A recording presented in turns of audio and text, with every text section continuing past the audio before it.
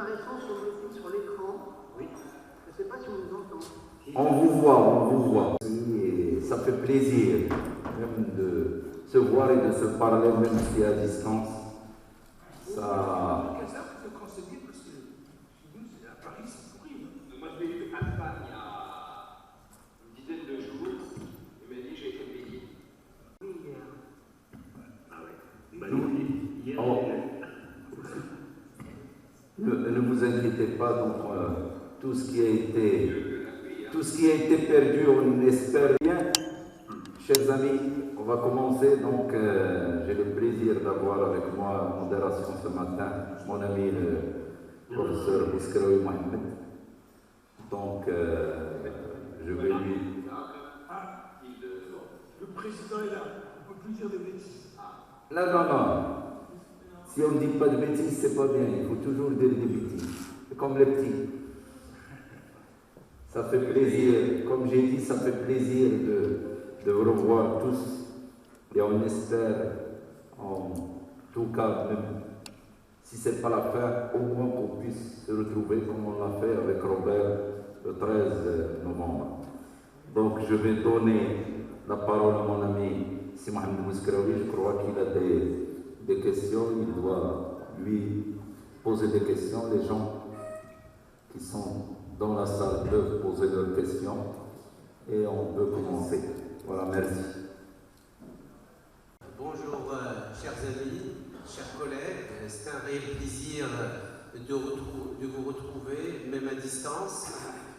C'est vrai, pour des raisons de sécurité, il y a très peu de personnes dans la salle, mais nous avons beaucoup de gens qui sont connectés à distance, au Maghreb, en Afrique subsaharienne et un peu partout. Donc il y a pas mal de collègues qui sont connectés et on verra s'ils ont des questions. Déjà dans la salle, il y a mon ami Srabi qui a une question. Vas-y Srabi. Je n'ai pas une question, bonjour, mais j'ai un cas clinique, j'aimerais que vous m'aidiez. Qu'est-ce que vous pensez de cette petite fille de 13 mois que j'ai vue pour une fièvre? Elle est à l'école maternelle sans antécédent. Elle a fait une fièvre entre 38,5 et 39,5 avec des frissons. Sa maman médecin il lui a fait un essuie qui a montré 80 000 leucocytes avec un aspect légèrement trouble. On a commencé une enzymithérapie considérée comme une pyélonéphrite avec une enzymithérapie de triac 150 mg par kilo. Malheureusement, la culture est revenue stérile. On a repris l'examen toujours sans point d'appel. Numération CRP procalcitonie. La numération a montré 15 000 blancs avec 47% de neutrophile, d'accord, et une CRP à 27 mg, procalcitonie négatif à 0,29. Donc, pour moi, cette fille, je pense qu'elle a fait un syndrome grippal, peut-être un H1N1, avec une cystite ou une vaginite, c'est-à-dire une leucocyte sanguine. Ma question, elle va beaucoup mieux, elle est apéritive, elle est sous ultralevure pour probiotique pour protéger sa flore intestinale. La suite de traitement, est-ce qu'on ne fait rien, est-ce que ça me suscite, ou bien faut-il prendre le relais avec des céphixines? Merci. Robert, tu veux répondre? Oui, si je veux bien répondre. Alors, il faut savoir que dans très nombreuses infectieuses, maladies infectieuses virales bactériennes, on peut avoir des leucocyturies à ce niveau-là. Une leucocyturie en dessous de 500 000 peut se voir dans très nombreuses maladies infectieuses et n'est pas mémorial. Donc, le fait que son ECB soit négatif n'élimine pas complètement une infection urinaire, mais la rend très improbable, parce qu'il y a quelques germes qui ne poussent pas sur le standard. Mais le fait qu'elle ait aussi une CRP qui n'est pas vraiment montée à un nombre 33 de CRP, ce n'est pas vraiment en faveur d'une infection bactérienne. Donc, surtout si on a pris le recul, comme l'expliquait Mohamed hier, par rapport au début de la fièvre. Une CRP à 33 après 2 jours de fièvre, ça ne peut être pas vraiment pour une infection bactérienne, ça peut être plus pour une infection virale. Leucocyturie isolée, vue dans très nombreuses maladies virales, et par exemple, si je prends les infections adénovirus, ça donne très fréquemment des leucocidrine, ce n'est pas la seule. Hein. Donc pas de germe, cercle basse, on arrête tout et on surveille. Parfaitement d'accord, Robert.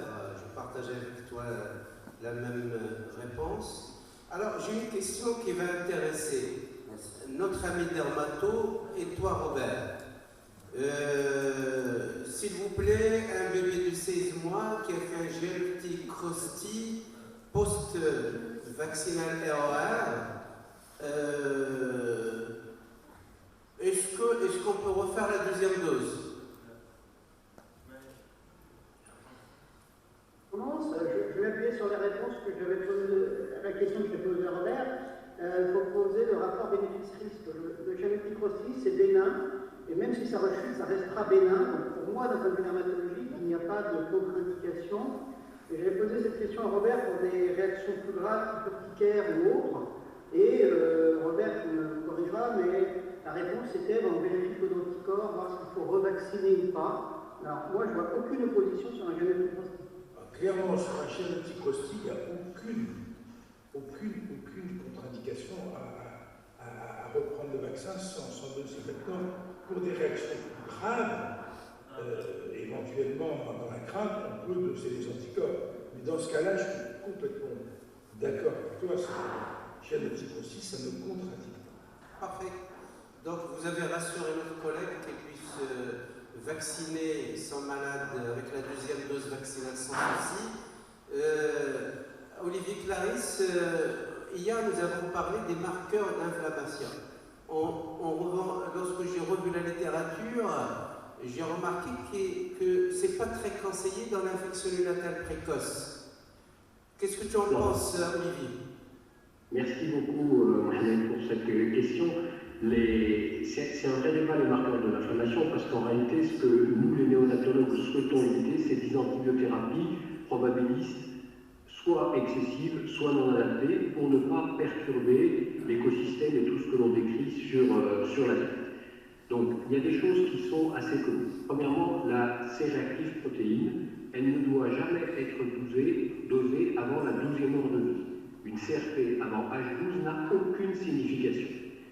Et après, la CRP va s'élever avec un décalage par rapport à la procalcitonine, mais la procalcitonine n'a de valeur en période néonatale que si elle est dosée très précocement. Après, il y a une période d'au moins 15 jours ou 3 semaines où l'augmentation de la procalcitonine n'a pas de signification, et j'en reviens aux travaux de Dominique Gendren du début des années 1990.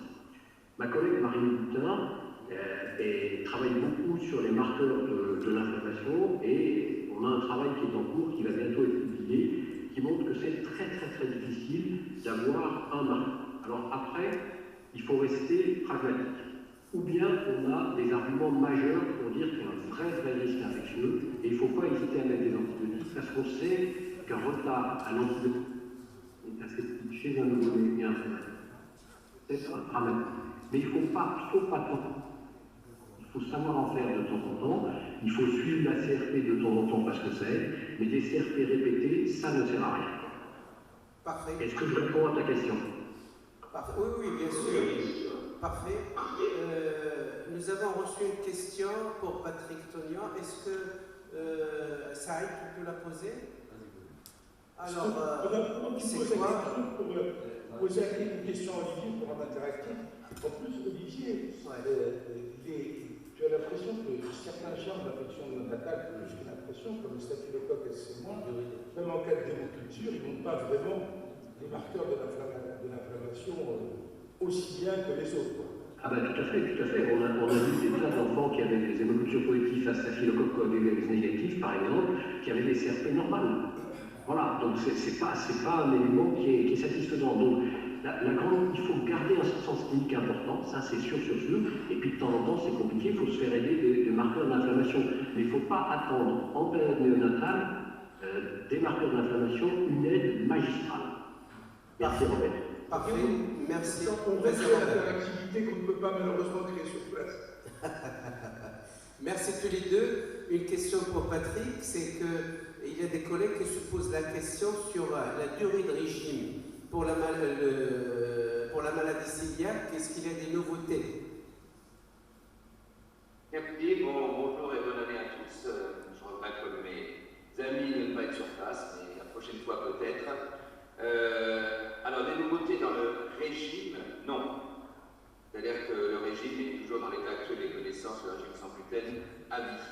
Mais il y a des perspectives avec des possibilités soit de vaccins, soit d'immunothérapie qui pourraient permettre soit une tolérance complète, soit plus probablement une tolérance partielle du gluten. Mais pour l'instant, ça reste vraiment au stade de la recherche et dans l'état actuel des connaissances des régimes actifs.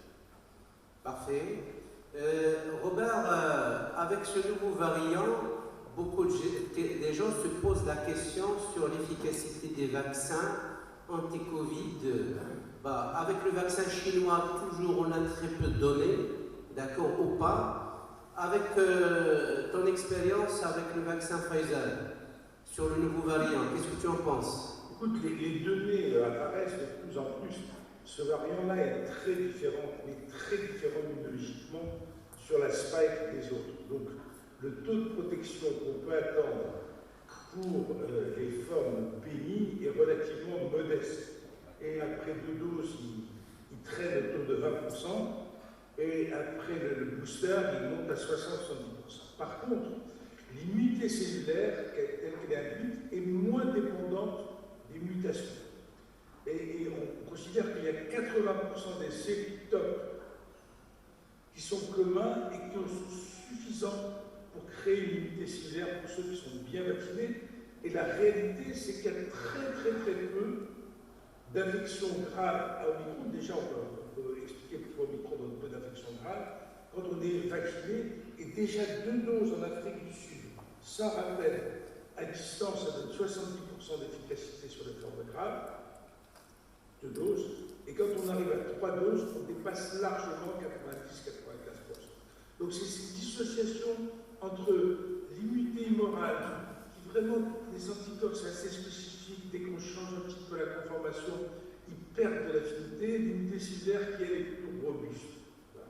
Donc oui, j'allais dire après 2 doses de 20% contre les formes bénignes, on est autour de 20-25%, et 2 doses.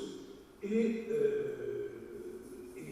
70% contre les formes graves et 90% au moins de protection contre les formes graves après le booster. Je peux te poser une question, Robert.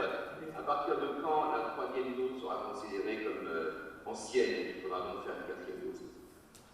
Moi, je crois qu'on ne pourra pas faire en population générale une 4e dose avec le même vaccin qu'aujourd'hui. Parce qu'on ne peut pas monter indéfiniment les anticorps, parce que le taux d'anticorps descend très lentement après. Ce sont les variants qui nous demandent d'augmenter les niveaux. Mais immunologiquement, il y a un moment où on va avoir des ennuis.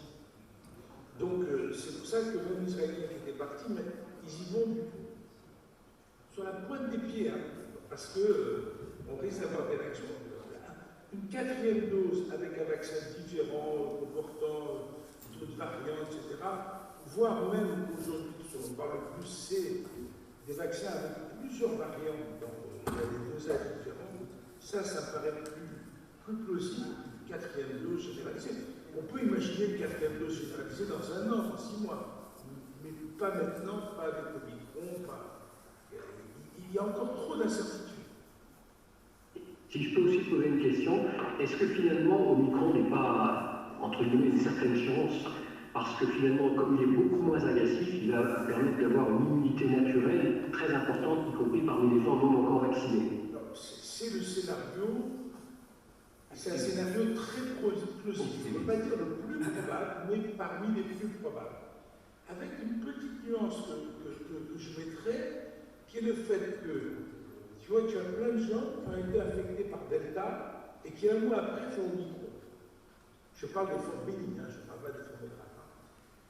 Et si tu penses que Delta, tu vois que Delta, la maladie, c'est des gens vaccinés, font Omicron 1 mois et demi après, tu supposes qu'il n'y a vraiment pas pour eux des anticorps qui coincent. Est-ce que ça ne va pas être vrai dans l'autre sens? Tu vois ce que je veux dire? Bon. Mais néanmoins, ce que tu dis est parfaitement possible pour la raison pour laquelle c'est que finalement, on se construit une immunité cellulaire dont on a parlé tout à l'heure, qui est de plus en plus solide et qui fait finalement recours entre la vaccination et les maladies un répertoire contre lequel les virus vont avoir du mal à échapper. Cette idée de répertoire, et c'est un peu pour la grippe. Sur la grippe, on a finalement des anticorps contre plein de virus de la grippe différents, et puis c'est pour ça qu'en dehors de l'immunologie, il y a les petits et puis il y a les très âgés d'immunosénescence qui tombent malades.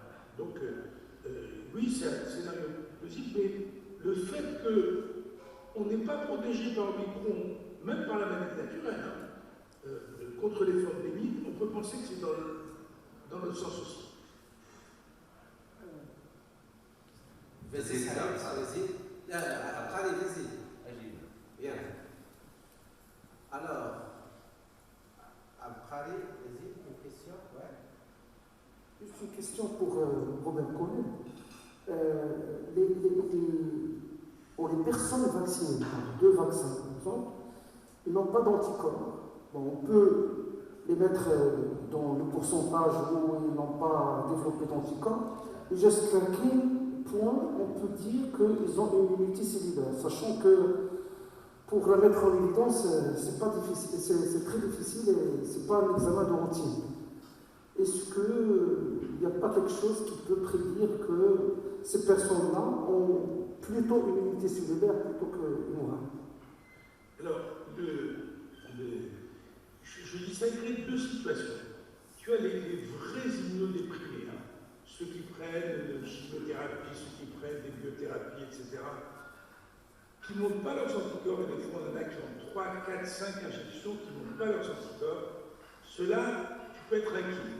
Et c'est pour ça que ceux-là, malheureusement, les anticorps ne marchent pas, même les anticorps monoclonaux, si les anticorps post-vaccinaux ne marchent pas, les anticorps monoclonaux ne marchent pas mieux que le Omicron, parce qu'ils sont fabriqués à partir des mêmes épitopes. D'accord? Donc ceux-là, il faut vraiment faire attention à cela. Et cela maintenant, c'est un des grands espoirs des 2 drogues, dont celle de Pfizer, qui a vraiment semblé jouer une fois de plus, là, en l'occurrence, jouer sur le bon cheval, qui vraiment réduit les risques. Et puis tu as ta population générale, qui n'est pas immunodéprimée, et qui ne monte pas ses anticorps. Celle-là, on a beaucoup d'expériences qui nous montrent qu'ils ont quand même protégé les formes graves. Donc bien distinguer le sujet tout venant qui n'a pas de chimiothérapie, qui n'a pas de biothérapie, qui n'est pas traité par des immunosuppresseurs divers et qui n'a celui-là pas d'anticorps, ça laisse suspecter qu'il n'est pas une immunité cellulaire suffisante.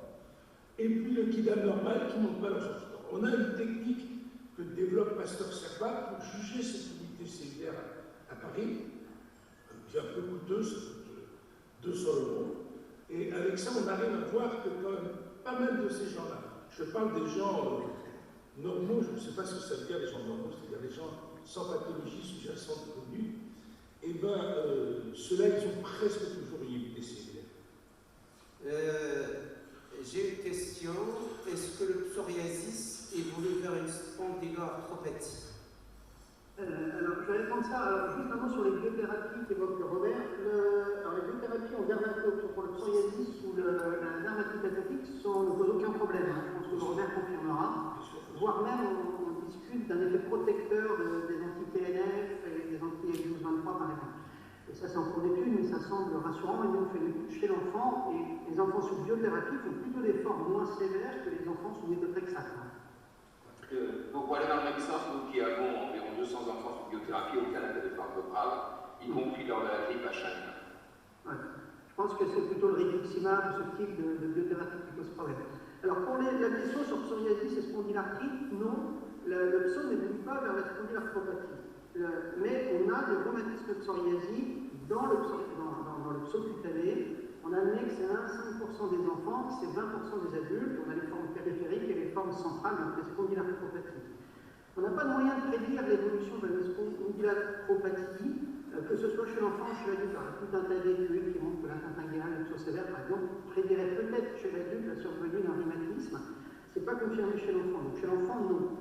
L'autre question, c'est comment le chercheur, c'est très simple, vous posez une question, est-ce que l'enfant se plaint de mal au dos le matin, est-ce que l'enfant se plaint d'avoir mal au main le matin? Si la réponse est immédiatement non, il n'y a aucun problème de ce côté-là, donc on peut tout à fait les rassurer. C'est une question qu'on pose une fois par an, pas plus, quand on suit un enfant psoriasique ou un adulte psoriasique. Donc ça peut survenir, il y a pas de moyen de le prédire, on pose juste des questions simples, il y a des scores qu'on utilise parfois, mais lors d'interrogatoire, on pose la question, est-ce que l'enfant se plaint de douleur au dos, est-ce que l'enfant se plaint de douleur au genou ou aux mains le matin, ça suffit en termes de questions. Merci. Oui, merci. J'ai une petite question. Après, concernant la vaccination, dans le cas d'un nouveau-né né en maternité, la maman antigène HPS positive, on le vaccine, on fait une immunothérapie. Et comment il va reprendre au centre de santé?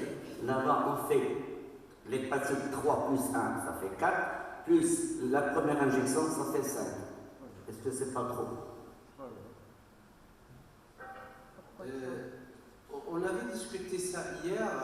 Tu sais, Robert, le programme de l'OMS que nous appliquons dans le secteur public, c'est qu'il y a beaucoup de mamans qui n'ont pas, disons, bénéficié d'une sérologie HPS. Et finalement, ils se trouvent avec un statut inconnu à la naissance, donc de bébé. Et c'est pour là, dans ce sens-là, qu'on fait, mon collègue fait allusion à ça. Et lorsqu'il est HPS positif, par exemple, là, dans cette situation concrète, bien sûr, il faut vacciner très tôt et administrer les immunoglobulines le plus rapidement possible. Nous, dans le schéma qu'on a, on n'admet pas une deuxième dose à 1 mois, d'accord? On reprend le schéma à 2, 3, 4 mois, et il y a le rappel à 18 mois, mais on peut soulager, si le malade passe en libéral, on peut soulager le schéma vaccinal au lieu d'un hexa, donner un panta pour ne pas se retrouver avec 5 doses d'hépatite B ou autre. Donc en général, nous avons estimé de donner, il est HPS positif, donc il lui faut 4 doses d'hépatite B. Est-ce que tu es d'accord, Robert? Alors, je suis tout à fait d'accord, mais je n'ai pas peur de la 5e dose. Oui, alors, tout à fait. Parce qu'il y a des schémas, c'est-à-dire que de temps en temps, vous ne trouvez pas de pentavalent, c'est pas grave, hein, c'est des trucs à 1 mois d'écart, 2 mois d'écart. C'est pas comme un booster, parce que vous savez, la différence entre une dose supplémentaire proche et le booster, c'est que le booster multiplie les taux d'anticorps par 5, 10, 20, tandis que quand vous êtes dans un schéma du genre 2, 4, 6 ou 2, 3, 4, etc., les montées d'anticorps étaient très modestes. Et je tiens qu'il y a certains pays, comme les États-Unis, où il reste à des schémas toute la population en 4 doses. Donc, on essaye, 4 doses c'est bien, bon, si on ne trouve pas de pentavalent, enfin d'hexavalent, c'est pas grave. Oui. Donc il ne faut pas avoir de dose supplémentaire. Tout à fait. Une dose supplémentaire, ça ne pose pas de souci. Hein. Merci. Finalement, le message, hein, comme on l'avait discuté hier, ça ne pose pas de souci. Il y a Moulay Saïd qui veut commenter. Quand on a discuté au niveau du comité technique de vaccination, le problème qui se pose, c'est le statut de la maman. Mais maintenant, ce problème-là, puisqu'on a le projet de la couverture universelle à fin décembre 2022, donc il y aura un meilleur suivi. Actuellement, nous avons un suivi des femmes enceintes qui tourne autour de 60%, parce que c'est le royaume du Maroc, c'est quand même vaste, avec des zones montagneuses, etc. Donc, maintenant, le but, c'est de les vacciner au niveau des maternités, au niveau des maisons d'accouchement, c'est de les vacciner dès la naissance. Pourquoi? En attendant d'avoir le statut vaccinal des femmes. Quand on a le statut vaccinal, ils font le vaccin avec le BCG au 10e jour. Si on n'a pas le statut, essayez de les vacciner au début. Et comme tu dis, une dose de plus, ça ne fera pas de mal, mais reste cet inconnu-là qui est le statut sérologique de la maman avant, et c'est pour cela qu'on essaie d'améliorer cette prise en charge et ce suivi des femmes enceintes. Il faut dire, rendre hommage à l'ensemble des structures de soins de santé primaire qui, malgré la Covid, continuent. Nous avons toujours un un taux de couverture de la vaccination des enfants de moins de 5 ans à 95%, sachant qu'à côté, il faut vacciner contre la Covid. Moi, je voudrais profiter du micro pour poser une question, parce que chaque fois, pour le commun des mortels, chaque fois qu'il y a un médicament nouveau, il croit, et surtout pour la Covid, que ça va être la fin des problèmes. Et que ce médicament, comme on l'a présenté, même des citoyens se demandent si avec ce médicament, on peut se passer du vaccin. Ce qui est faux. Ce qui est faux. Maintenant, quels sont les effets secondaires du molnupiravir et il coûte combien chez vous et il est pour quelle population? Parce que tout ça, c'est bien, il faut l'expliquer maintenant qu'on l'a, il faut l'expliquer et le réexpliquer, d'autant plus qu'il va être dans les pharmacies. Et on ne peut pas faire de l'automédication avec ce genre de médicaments. Donc la question est posée à Robert. Moi, je ne sais pas combien il va coûter. J'ai du mal à m'imaginer qu'il ne coûtera pas cher. 700, il coûte aux États-Unis 700 $ la cure. Voilà, donc, bon, et en plus, l'indication pour moi, elle est claire, ce sont des sujets à risque qui débutent la maladie. Pas les sujets de tout venant, pas les sujets bien vaccinés, c'est ceux dont on estime que, soit parce qu'ils ne sont pas vaccinés, soit parce qu'ils sont vaccinés et qu'ils sont dans une tranche de population où on répond moins bien qu'on donne le médicament. Maintenant, comme tu dis, les effets indésirables, on n'a pas le recul pour les effets indésirables que l'on peut avoir pour les vaccins. Ça, c'est clair. Donc, on n'est pas à l'abri de surprises en plus, la structure du médicament ne pose pas de problème, il pose des questions. Donc, vraiment, il est mutagène, c'est ça la question qui est posée. Est-ce qu'il est mutagène? Oui, il est mutagène, c'est comme ça qu'il agit sur le virus, c'est-à-dire qu'il entraîne des tas de mutations délétères pour le virus.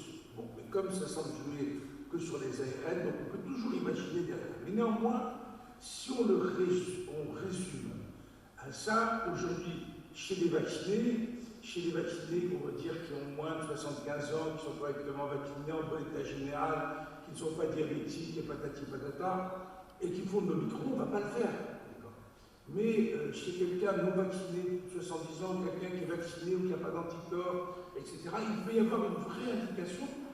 Alors, tu sais, j'étais en train de regarder l'autre jour, je peux essayer de faire les mêmes calculs au Maroc, mais de tête comme ça, la première vague qu'on a eue en France, ça a tué à peu près 90 000 personnes. D'accord? Un peu plus. Bon. Et puis tu vois, les vagues successives qu'on a sont chacun plus basses. Bon. Parce qu'on a progressé, parce que les gens sont vaccinés, etc. Quand on dit est-ce qu'on va finir avec le Covid, moi je ne pense pas qu'on va finir, mais on va finir à avoir de moins en moins de létalité, parce que le virus va encore bouger, il va encore changer.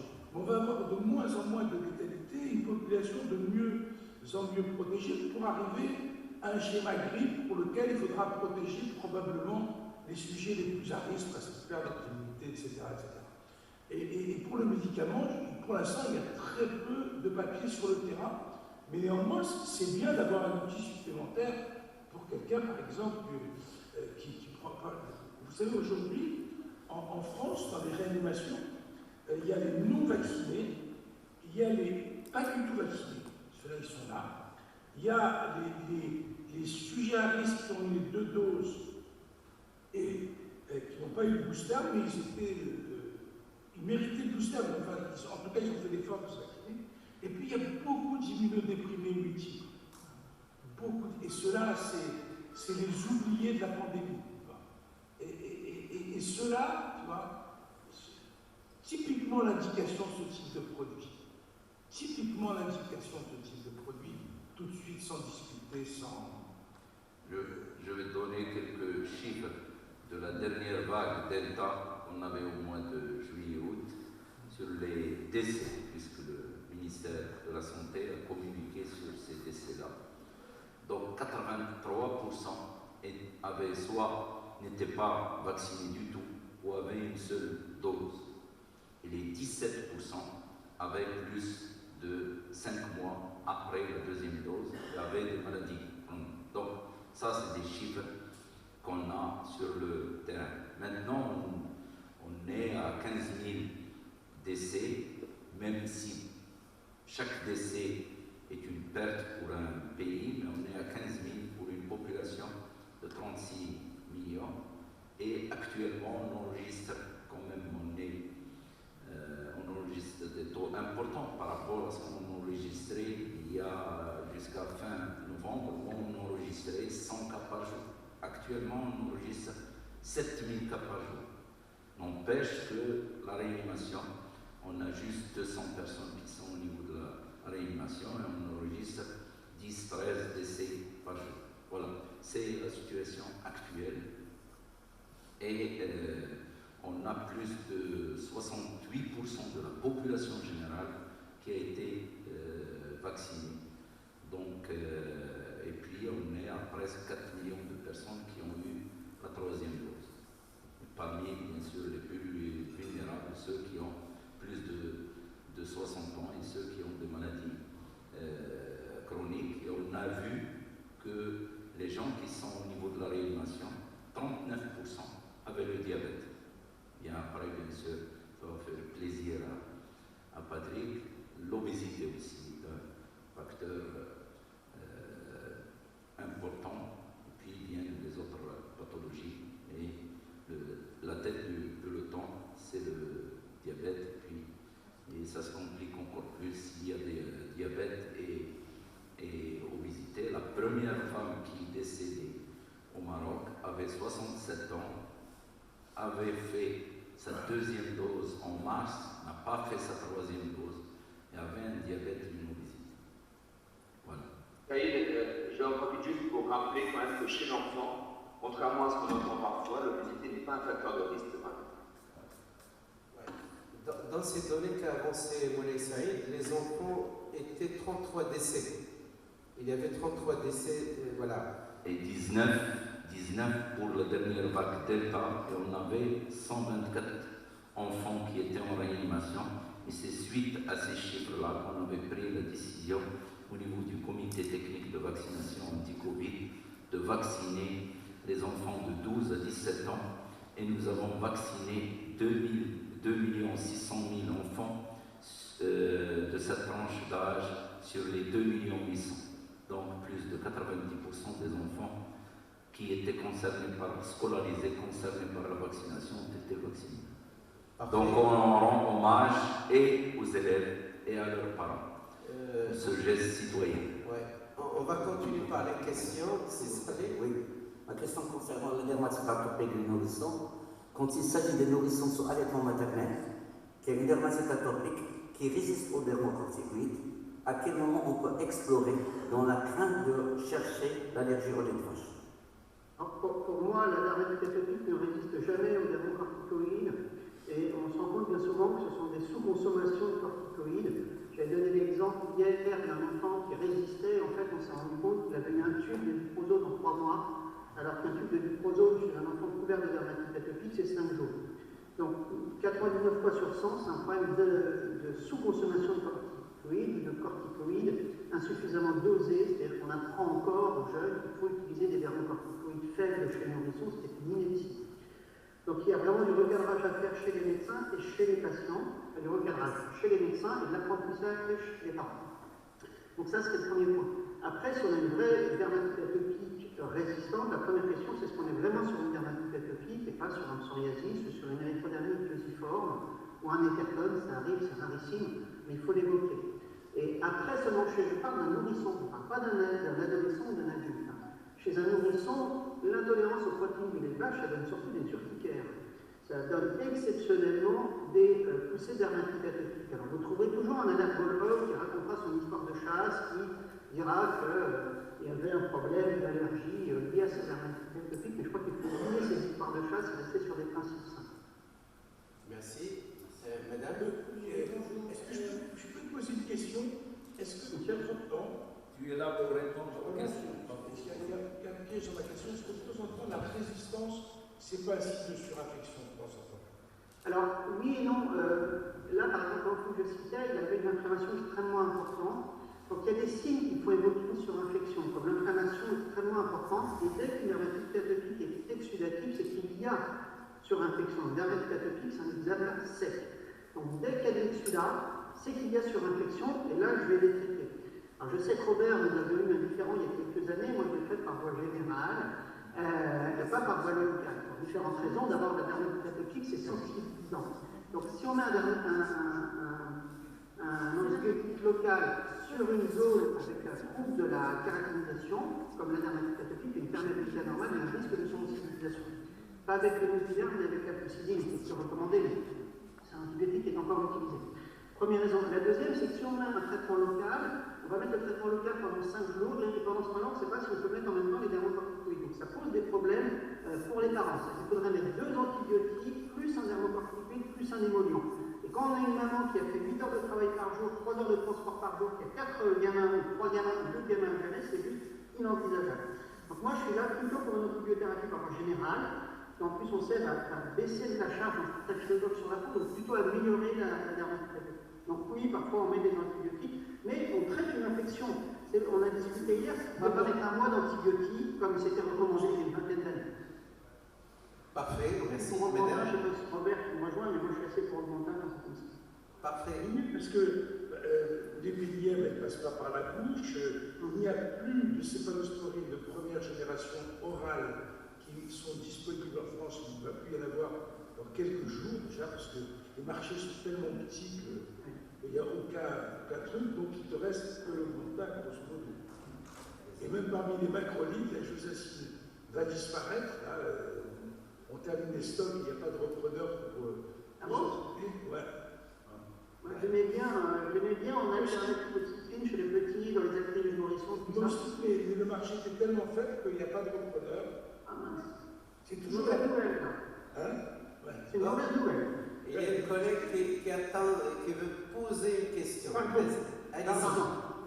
Mais on a le droit de discuter, hein, sinon. Oui, Robert.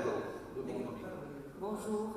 Je voudrais revenir sur la vaccination contre l'hépatite B, mais cette fois-ci concernant les adolescents. On se retrouve parfois devant un profil avec des taux d'anticorps anti-HPS inférieurs à 10 unités. Et je voudrais savoir, chez les enfants qui ont reçu une dose de rappel, et je voudrais savoir qu'est-ce que vous préconisez dans ces cas-là. Donc, probablement une 4e dose, enfin une dose de rappel, qu'est-ce que vous en pensez? Alors, Robert, au Maroc, le message qu'on fait passer pour les enfants qui n'ont pas de terrain particulier, difficile, militaire ou autre, et qui ont reçu leur schéma complet, le rappel n'est plus admis, parce qu'il suffit de se mettre en contact avec le virus pour que le taux d'anticorps va augmenter au-delà du niveau protecteur et protéger le concerné. Tu as des choses à rajouter? C'est mondial ce que je veux dire. Ouais. Moi, j'ai. Dire quelqu'un qui n'a pas de facteur de risque, il a reçu son schéma vaccinal, il est considéré comme protégé. Maintenant, s'il va faire une profession qui va... Profession, oui, c'est ce que j'allais ajouter. Infirmier ou médecin. Voilà, infirmier, médecin, maintenant on étant un peu policier ou pompier, enfin peu importe, celui-là, tu vas essayer d'obtenir une fois après un rappel, et dans le mois qui suit, dans les 3 mois qui suivent, à des taux suffisants. Mais en population en général, la réponse que tu as donnée est parfaitement juste. Et puis les hémodialysés, c'est important aussi. Hein. Tout à fait. Ah mais bien sûr. Tous les maladies. D'ailleurs, on a beaucoup assisté pour les hémodialysés parce que c'était des populations qui risquaient beaucoup l'hépatite B et qui ne répondaient pas très bien, mais il y a d'autres populations qui sont comme ça. Alors, mon collègue Alain s'attache à poser encore une question sur les contre-indications des vaccins anti-Covid. C'est vrai, au début, il y avait toute une polémique sur le problème d'allergie aux vaccins. Et les gens, ils ont fait toute la confusion, toutes les allergies.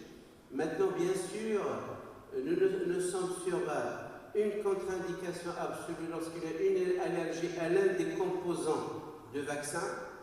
S'il y a une myocardite. Et qu'est-ce que tu peux ajouter, Robert?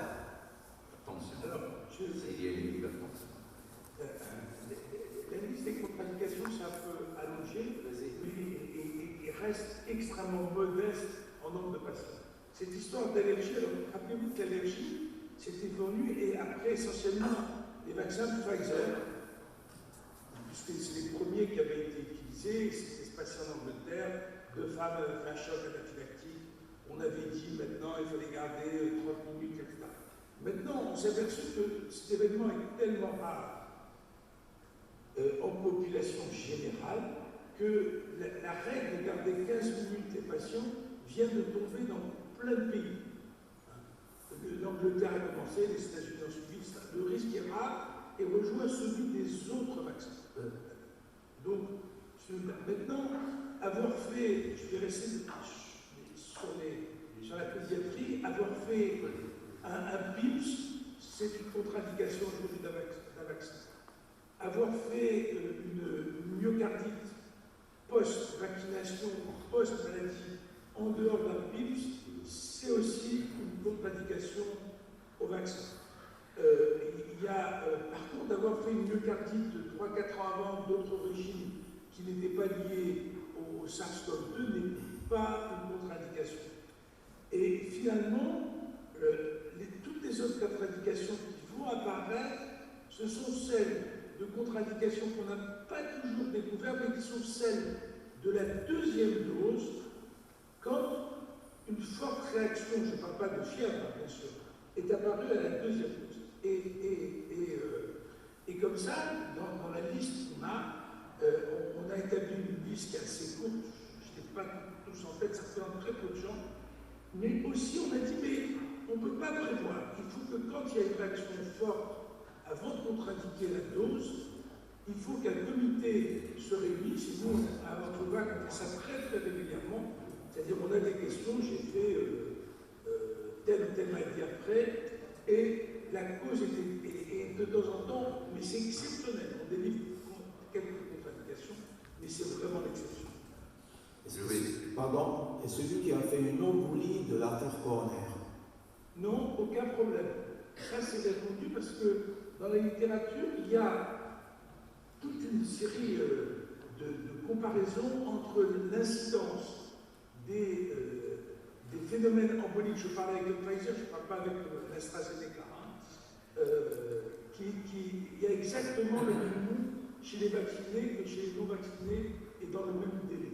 Et avec le Sinopharm, pour compléter ça. Avec le Sinopharm, je ne sais pas. Tu ne sais pas. D'accord. Parce que dans les grandes bases de pharmacovigilance... Un vaccin inactivé, donc... si tu le prends comme un vaccin inactivé, quelle est ta réponse? On attend toujours avec patience les données nationales. Hein. Comme ça a été dit par le responsable hier, on attend toujours avec patience les résultats. Voilà. Alors, désolé pour les autres collègues. Je voulais juste compléter et dire qu'est-ce qu'on fait. Parce que là, on est entre nous, on est entre médecins, on se comprend, mais on sait qu'avec le développement du Facebook, de l'Instagram et tout ça, il y a beaucoup de fake news. Donc en fait, la question qui est posée, comment rassurer le citoyen? Et nous, au Maroc, il y a des centres pour ces gens, non pas qui ont de vraies contre-indications, mais qui ont juste peur parce qu'il a mangé, je ne sais pas, il a fait une allergie, il a pris de l'ibuprofène, il a fait une allergie. Ces gens-là, il y a des centres, ils font les vaccins. Et même, on a un centre au niveau du CHU de Rabat où on fait des vaccins sous surveillance stricte pour ceux qui ont vraiment peur de se faire vacciner. Ceci dit, pour que les gens puissent avoir confiance parce qu'il y a une certaine réticence à la troisième dose. Ils croient qu'en faisant la troisième dose, il va avoir des problèmes. Donc en fait, il y a un petit... et on le reconnaît, il y a un manque de communication grand public.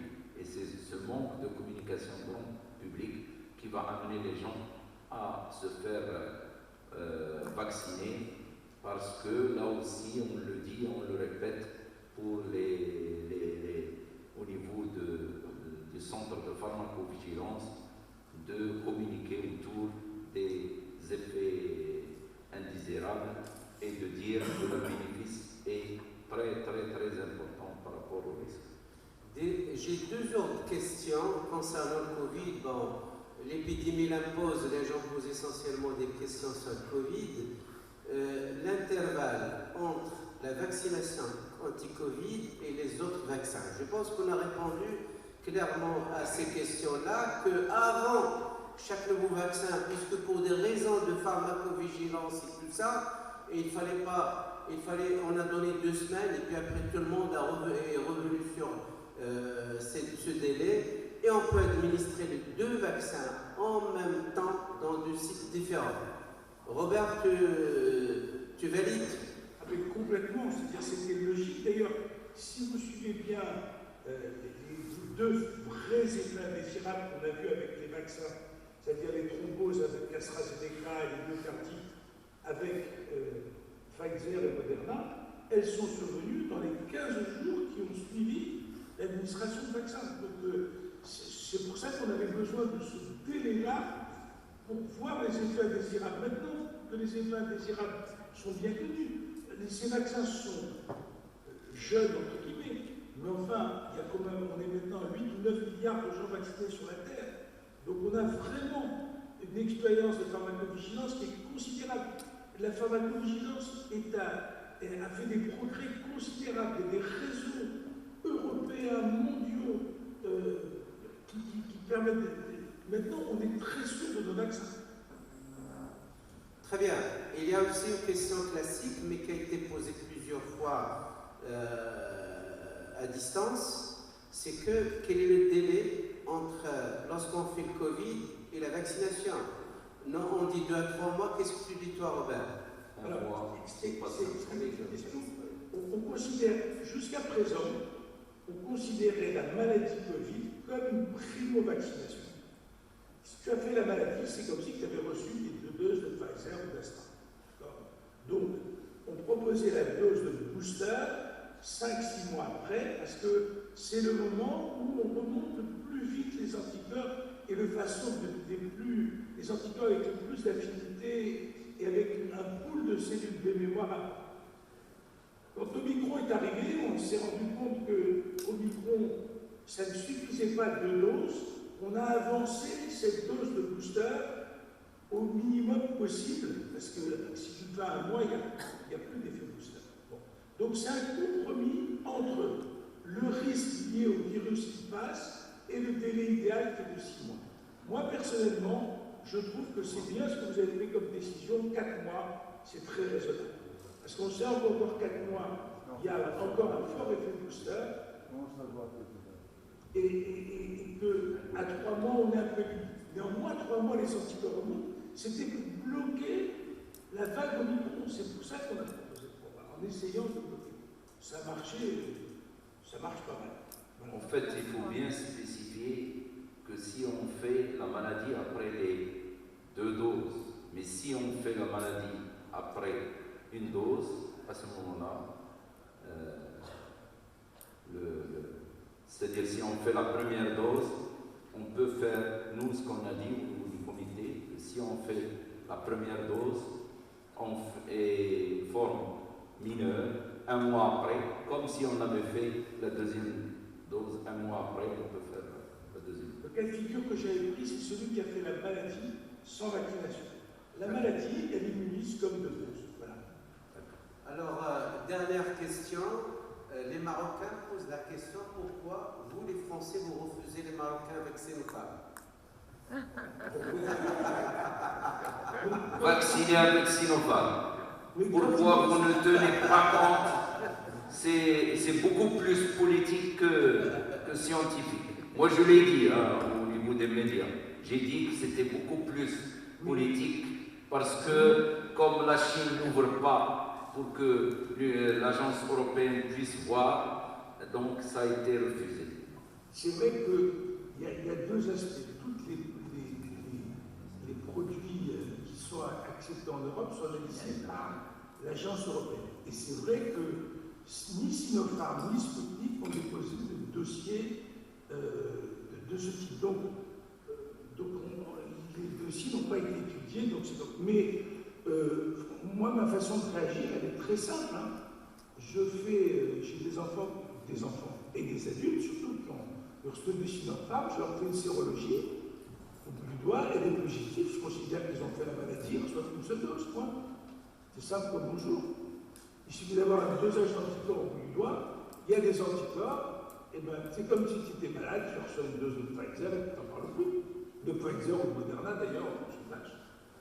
Il y a moyen depuis longtemps on a cette question-là, depuis le mois de juin, on essaie de la résoudre comme ça. D'accord, de toute façon, le Canada a reconnu, le Canada et les États-Unis ont reconnu le Sinopharm. Mais comme tu dis, reconnu le Sinopharm, l'OMS aussi. L'OMS avait accepté le Sinopharm très tôt. Hein. Il n'y a pas de. Quand on dit, il est sûr que les schémas hétérologues avec le Sinopharm marchent bien. D'accord. Donc merci à tous. Donc on va passer à la prochaine session. Est-ce que, excuse-moi Saïd, est-ce que je peux poser une question à Patrick Touillon? Oui, bien sûr.